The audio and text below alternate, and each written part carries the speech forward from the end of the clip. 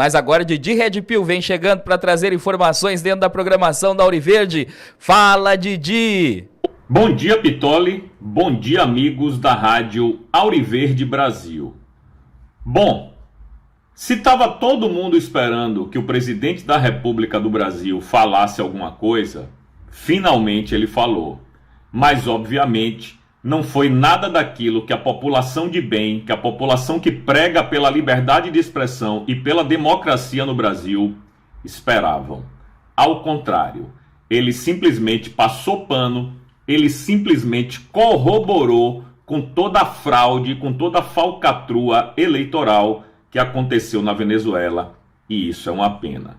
Ficou 2 dias aí mudo para na hora de falar esse monte de abobrinha, esse monte de inverdades, esse monte de mentiras. Vamos colocar os pingos nos is, né? Então, obviamente que quem conhece a peça já sabia muito bem para que caminho ele tomaria.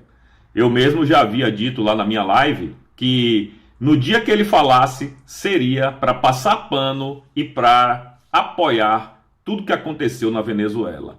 Mas do jeito que foi dito, foi de uma disfarçatez, foi de uma cara de pau que a gente poucas vezes viu no próprio Lula, que já admitiu em entrevistas que mente mesmo, que ele gosta de divulgar números que não existem, porque ele acha bonito, porque os europeus não sabem como contestar, então ele sai com a verborragia dando números e números e números que não condizem com a realidade. Ou seja, é um mentiroso e todo mundo já conhece, mas o que aconteceu ontem na entrevista dele, né, para uma afiliada da TV Globo lá no Mato Grosso, simplesmente, meu amigo, extrapola qualquer bom senso. Eu vou abrir aspas aqui para o presidente, porque eu não quero perder nenhuma fala dele. Veja bem. Então, tem um processo. Não tem nada de grave. Não tem nada de assustador. Eu vejo a imprensa brasileira tratando como se fosse a Terceira Guerra Mundial. Não tem nada de anormal. Teve uma eleição, teve uma pessoa que disse que teve 51%, teve uma pessoa que disse que teve 40 e poucos por cento. Um concorda, o outro não. Entra na justiça e a justiça faz. Fecha aspas para Lula. É realmente uma fala de quem está no mundo da lua. É uma fala de quem não está vendo ou está vendo, mas prefere passar pano do que está acontecendo na Venezuela hoje.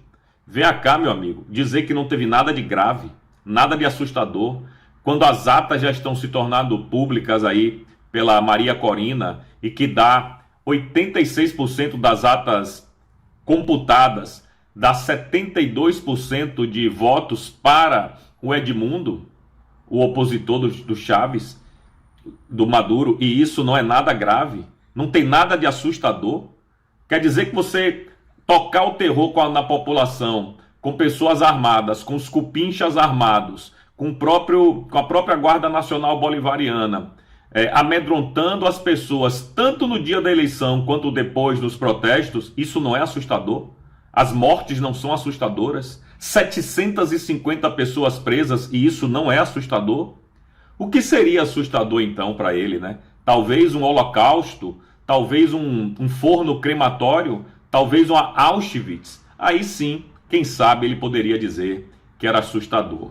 Mas uma outra coisa que chama atenção na fala descabida do presidente é o seguinte: ele disse que se a oposição não estiver satisfeita, que entre na justiça, né? E a justiça fará a revisão disso aí.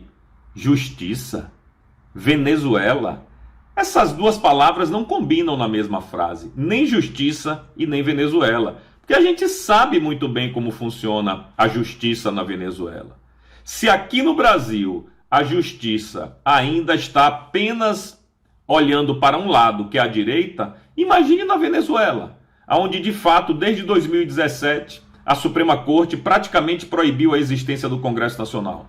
Então, não existe justiça na Venezuela. Não tem a quem apelar na Venezuela. É exatamente igual aos presos do dia 8 no Brasil.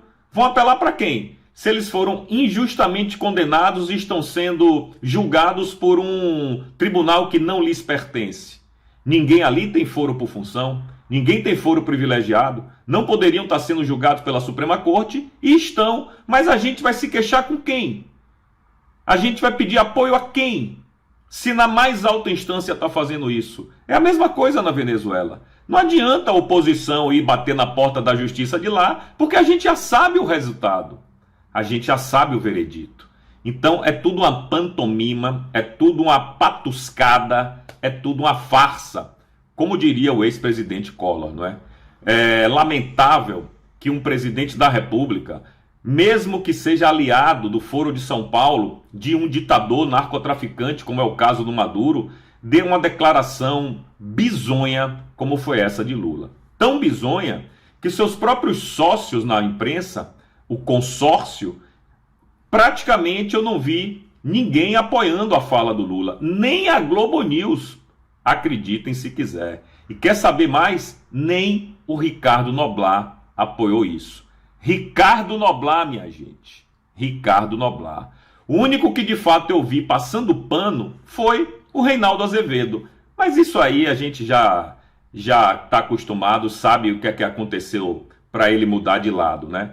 Enfim, uma fala desastrosa do presidente Lula, que não vai ajudar em absolutamente nada, ao contrário, só vai atrapalhar, porque o Brasil, de fato, vai ficar cada vez mais isolado no cenário internacional, e talvez seja isso mesmo que ele queira, esse pretexto para cair de vez nos braços da Rússia e da China, que é o sonho dele, né? Mas, infelizmente, ele é o presidente da República, por enquanto, e está levando o Brasil em um caminho bastante sinuoso e duvidoso. É isso. Eu não sei o que é que vocês acham aí da fala do Lula. Quando eu digo vocês, é quem está assistindo a gente, mas vamos combinar que não condiz com um chefe de Estado de um país que se diz democrático apoiar uma farsa, uma fraude, uma falcatrua. Enfim, é isso.